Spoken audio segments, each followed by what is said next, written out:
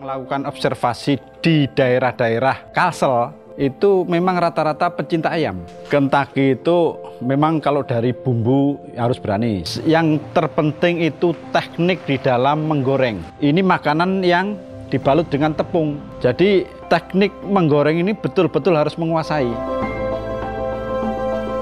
Saya pendidikan itu terakhir adalah S1, Sarjana Agama, lulusan tahun 98. Kami pengen kuliah, tapi dengan syarat harus bisa biaya sendiri. Gimana caranya? Kami ikut jualan baju, jualan makanan, keliling. Mau kuliah itu pasti mau jadi apa? Kalau kembali ke jualan, apalagi pedagang kaki lima gitu, di image masyarakat itu kan kayaknya sia-sia ilmunya kan gitu. Prinsip saya, apapun pekerjaannya, asal halal, itu tidak masalah.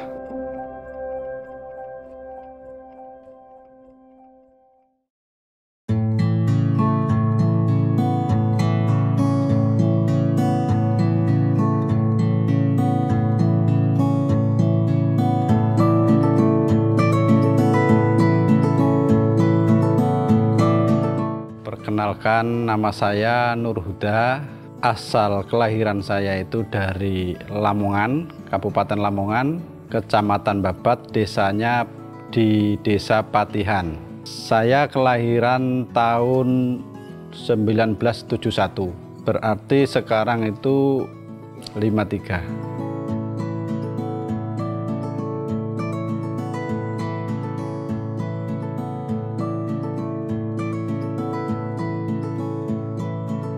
Asal muasalnya kami ke Tabalong itu karena ada keluarga yang sudah punya usaha di Amuntai. Yang terkenal orang Lamongan ini kan warung seafood. Kemudian berkunjung ke adik saya itu, ya pertama kali cuma berkunjung saja, tidak ada maksud lain. Melihat mengunjungi saudara. Ya, setelah melihat ada peluang yang bagus di daerah sini, kami keliling. Jadi sebelum di Amuntai itu saya keliling sampai Kaltim. Kebetulan kan teman-teman banyak juga di Kaltim itu. Di Bontang ada, di Sangatta ada, sampai keliling sampai daerah Bengalon. Kemudian setelah itu sampai pulang ke Banjarbaru, sampai Pelihari, sudah kemana-mana. Sekalinya kemudian berubah pikiran untuk membuka Kentucky saja. Dan tertariknya ini di Tanjung.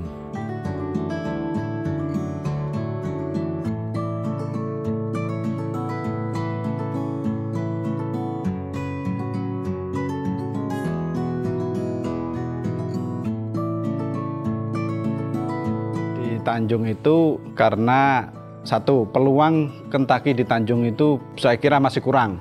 Dan kami melakukan observasi di daerah-daerah Kalsel itu memang rata-rata pecinta ayam. Jadi saya itu mulai daerah Banjarmasin, Banjarbaru sampai hulu sungai sini itu tertarik sama ayam.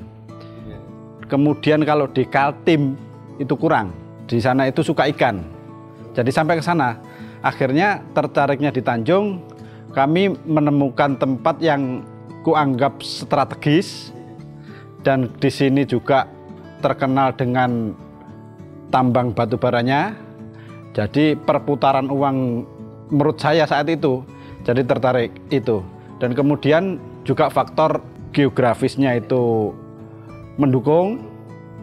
Jadi untuk menetap di sini itu pikiran gitu, untuk menetap di Tanjung itu pas untuk membawa keluarga itu. Itu tepatnya di Tanjung saya sendirian, belum mengajak keluarga, itu tahun 2006.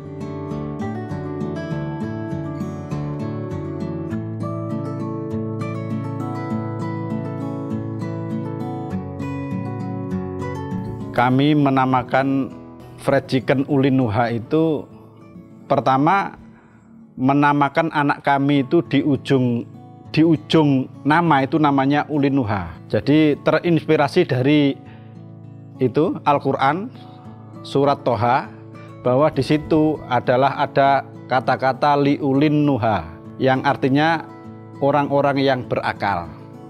Jadi kami menamakan anak dan usaha itu ya sebagai doa.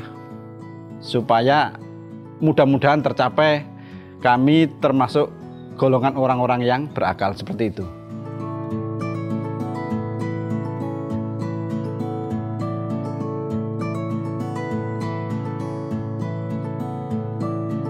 Saya pendidikan itu terakhir adalah S1.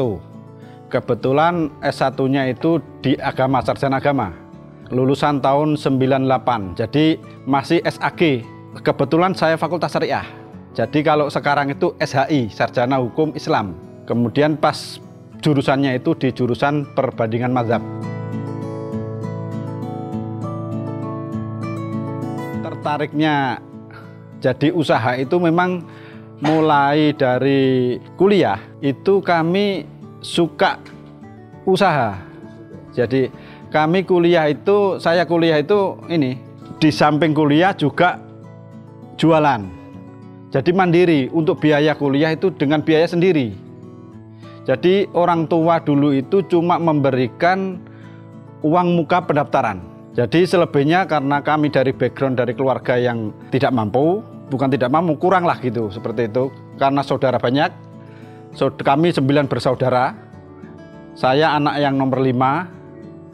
Jadi memikirkan adik-adik saya itu juga masih ada 4 yang perlu sekolah, maka dengan tekad kami pengen kuliah, tapi dengan syarat harus bisa biaya sendiri. Akhirnya gimana caranya kami ikut jualan baju, jualan makanan, keliling.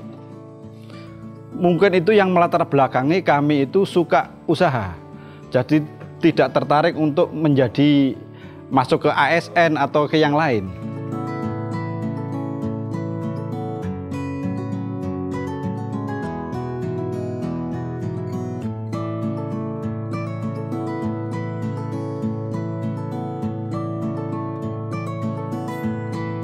Rata-rata orang kuliah itu orientasinya kan pegawai. Mau kuliah itu pasti mau jadi apa, kan gitu. Kalau kembali ke jualan, apalagi pedagang kaki lima gitu, di image masyarakat itu kan kayaknya sia-sia ilmunya kan gitu. Ya, seperti itu. Prinsip saya, apapun pekerjaannya, asal halal, itu tidak masalah. Toh orang itu bisa menilai, ini buat apa jadi ini, tapi kalau di situ ada yang tidak diperkenankan oleh agama. Karena memang background saya itu kan dari pesantren. Jadi yang penting halal dulu. Tidak mikir merasa kelas bawah kah, kelas seperti itu. Ibaratnya nggak usah mikirin tetangga. Kadang-kadang yang merasa bersalah. Sebagai contoh, itu tinggi-tinggi kuliah cuma jualan fried chicken kan gitu, apalagi pedagang kaki lima lagi. Kadang-kadang merasa bersalahnya, kok memberi contoh seperti itu kepada generasi di bawah saya. Kadang-kadang masyarakat kan gini, itu contohnya tinggi-tinggi sekolah cuma jualan, sama aja kita, nggak seperti itu. Ya kadang terbebani seperti itu.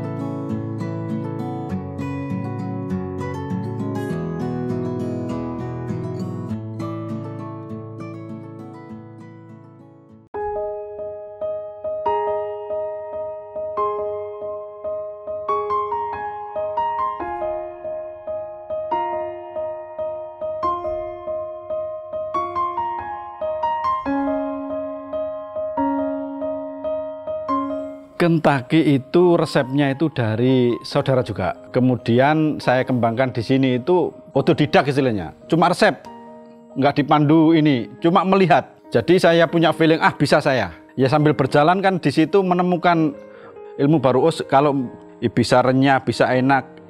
Mengapa itu resepnya itu memang kurang kurang pas, itu bisa disesuaikan. Jadi menemukan ilmu di dalam praktek itu.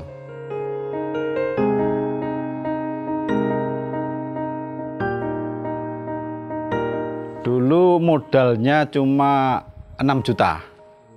6 juta sudah keseluruhan. Jadi waktu itu saat itu tahun 2006 mencari kontrakan rumah itu sangat sulit. Jadi ya itu mungkin ada hikmahnya. Kami nebeng di rumah saudara. Dari sementara itu menebeng numpang tempat dan masih berjalan kaki, masih dulu di belakang dinas pendidikan yang dulu.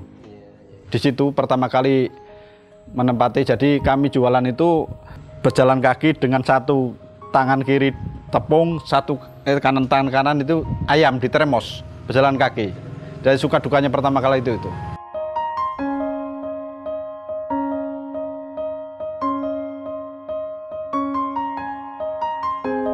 Memutuskan untuk jualan Kentucky di sini dan memberikan kabar kepada keluarga di Jawa, anak istri rencana ku bawa ke Kalimantan. Mertua ini kan sendirian, single parent, jadi mertua laki-laki kan sudah tidak ada. Jadi maklum, wajarlah mertua saya itu gini, boleh istrimu kamu bawa, istri dan anakmu kamu bawa Kalimantan dengan syarat harus sudah punya rumah. Paling tidak sudah ada tanda-tanda kamu itu akan punya rumah. Akredit kah? Seperti itu. Jadi setelah jualan itu dapat 1 tahun, 2 tahun, kami memutuskan untuk ngambil perumahan. Dengan modalkan uang 3 juta itu kami berani untuk memilih kapling dulu kan gitu. Kalau nggak salah 300.000. Nanti uang muka itu 7 juta bisa dicicil. Kebetulan uang 3 juta itu untuk cicilan pertama uang muka. Dengan itulah kami termotivasi karena tantangan dari mertua. Jadi kami termotivasi. Maka saya sampai buka cabang itu ke Pelihari. Jadi dulu itu dalam 2 tahun itu sudah punya 5 cabang. 5 cabang, ada di Negara, di Pelihari itu 2, sama di sini 2, jadi 5 lokasi, 5 gerobak istilahnya kan gitu. Dengan itu kami alhamdulillah akhirnya tahun 2009 itu rumah sudah jadi. Tapi saat itu karena belum ada listrik, mencari dulu itu listrik itu susah tahun itu. Sampai 2011 baru bisa ditempati rumah itu.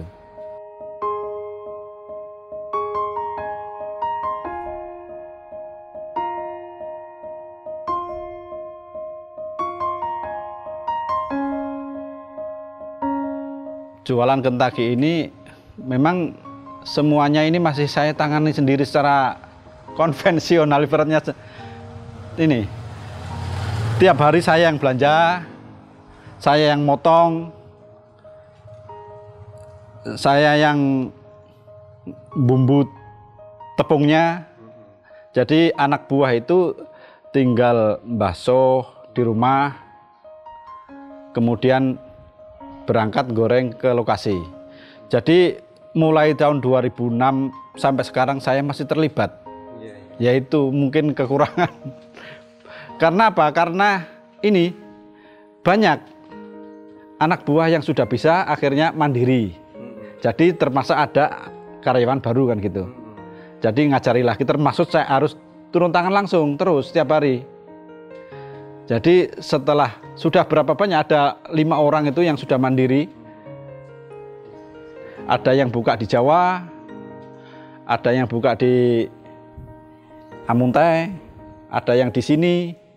Kalau bagi ilmu harus seharusnya sudah ini menjadi kewajiban karena rezeki itu bukan kita yang membuat, bukan anak buah yang menghalang-halangi, karena Allah.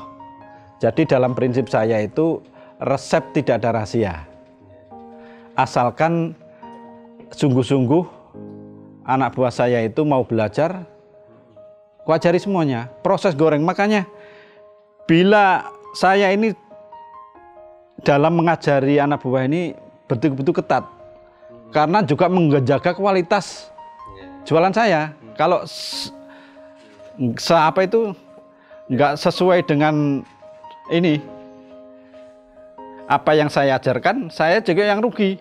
Nanti ku bilang ini juga buat ilmu buat kalian. Ini mumpung punya kesempatan seperti ini. Karena di luaran sana juga belum tentu orang bisa seperti ini. Ini tambah ilmu. Saya juga pengalaman pribadi kan gitu. Berbagai macam usaha pernah kalau lakukan, yaitu menambah ilmu saja.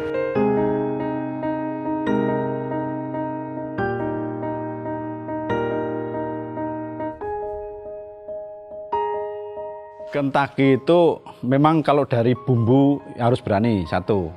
Tapi tidak di situ saja. Yang terpenting itu teknik di dalam menggoreng. Intinya di situ. Karena ini makanan yang dibalut dengan tepung. Jadi teknik menggoreng ini betul-betul harus menguasai. Banyak orang bisa membuat resep, meniru di YouTube semuanya. Tapi teknik menggoreng ini nggak dikuasainya. Jadi itu berkaitan dengan berapa jumlah ayam yang dimasukkan ke wajan, berapa minyak, kemudian berapa besar tekanan apinya, kemudian waktu benar-benar harus diperhatikan. Ini minyak panasnya itu, walaupun kami itu tidak menggunakan alat ukur tingkat suhu minyak, kami karena pengalaman itu jadi mengetesnya pakai tepung. Bila minyak itu belum panas, maka jadinya itu tidak bisa renyah. Kalau minyak itu terlalu panas, maka cepat gosong. Gosong di tepung, tapi di dalamnya itu masih mentah. Jadi gara-garanya itu bisa, kenapa? Di tepungnya sudah kelihatan agak hitam, coklatnya itu ya, tapi di dalam masih basah.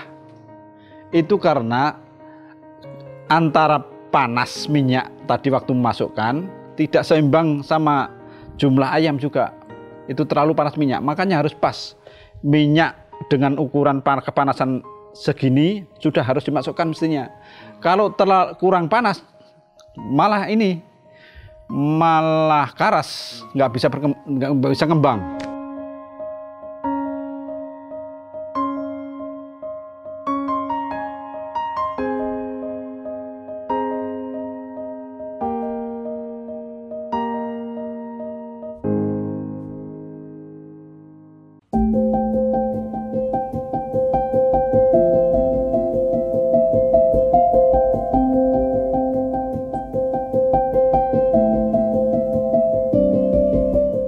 Untuk menggoreng dalam satu wajan itu, jadi ukurannya itu ukuran 30.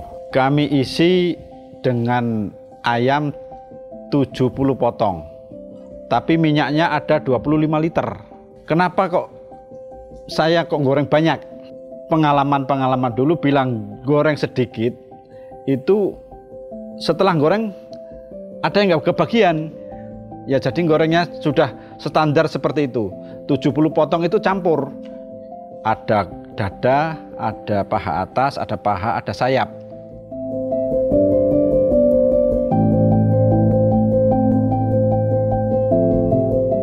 Kalau di Simpang Polres itu ya sekitar 400 potong. Ditambah di Mabuun ada paling sana itu kalau 2 gorengan 120-an. Kalau menyiapkan ayamnya bisa 600 sampai 700, pati yang laku mungkin sekitar 520 situ.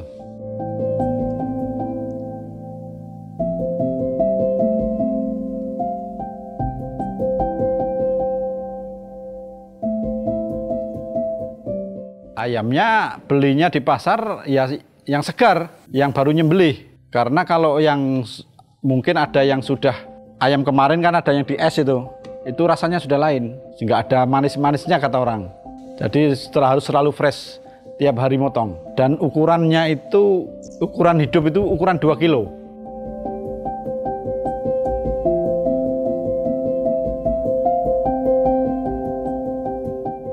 Ayam goreng crispy, fried chicken itu ayam tepung itu harus dingin posisinya. Kenapa harus dingin? Karena kalau dinginnya itu pas, masuk minyak panas berlawanan, begitu meledak itu. Nah iya, ibaratnya kan gitu, bisa langsung mengembang. Iya, dingin ketemu panas, yang panas rata-rata seperti itu. Kalau saya pelajari apa itu, melihat ya mungkin di Google seperti itu.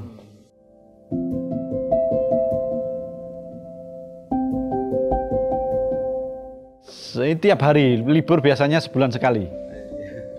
Dan bukanya ini kalau hari Ahad sampai Kamis itu mulainya jam 12. Tapi kalau hari Jumat sama Sabtu itu jam 3 sore. Sampai malam jam 11.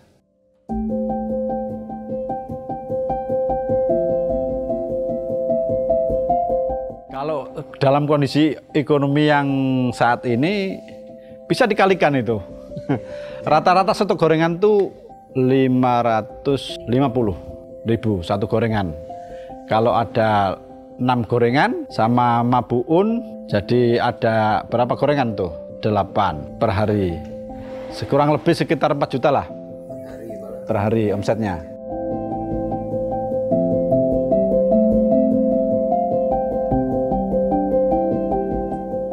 Saya kira tantangan nggak seberapa ini ya. Asalkan kita itu menjaga rasa saja. Jadi kalau mengalami fluktuatif itu karena kondisi ekonomi daerah itu memang lagi lesu, ya ikut lesu juga. Selama kita itu konsisten untuk menjaga kualitas, insya Allah itu masih tetap bisa bertahan. Makanya ulun selalu mengawalnya, tidak selalu pasrah kepada anak buah.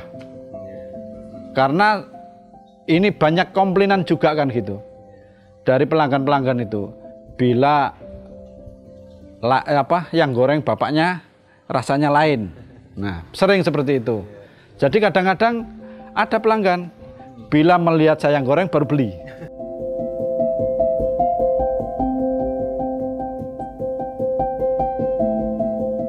Ada yang uniknya itu mulai kecil, mulai SD itu langganan sama saya. Ada yang sampai kuliah di Banjarbaru. Ini cerita ibunya. Saya mau ke Banjarbaru, tapi suruh bawakan Kentucky dari Pian katanya. Apa nggak sudah dingin? Nggak apa-apa. Yang penting kangen sama rasanya Kentucky yang ada di Simpang Polres, seperti itu. Bahkan ada yang kuliah di Jawa itu libur ke kisah, nggak pernah lihat aku lah paman. Nah, nggak pernah. Memangnya kemana? Saya kuliah di Jawa. Aku kangen sama Kentucky-nya paman ini. Nah, seperti itu. Bahkan dulu sebelum ada banyak cabang itu, ada yang orang Batu Mandi sepekan sekali itu ke sini. Ada yang dari Muara Uya itu. Karena dulu kan jarang ada itu. Pokoknya di bawah tahun 2015 itu kan belum banyak. Jadi pelanggan jauh-jauh itu ada. Ada yang dari Jaru, ada dari Muara Uya, Batu Mandi, itu ada yang sepekan sekali untuk beli itu.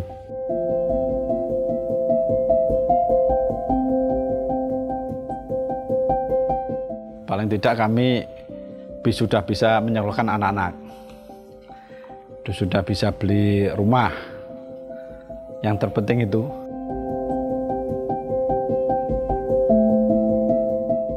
Pesan-pesannya untuk para pemula, para yang ingin berusaha itu, satu, harus tekun.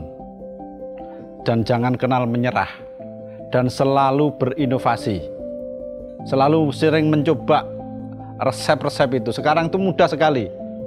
Kalau makin banyak kita itu bereksperimen, ibaratnya kan gitu. Kita sering mencoba, pasti kita akan bertambah ilmu, satu itu menumpuk suatu keberanian. Usaha itu intinya satu, berani. Bila nggak berani, sekali gagal sudah takut, itu jangan diharap untuk sukses. Karena katanya istilah itu adalah kegagalan itu adalah kesuksesan yang tertunda.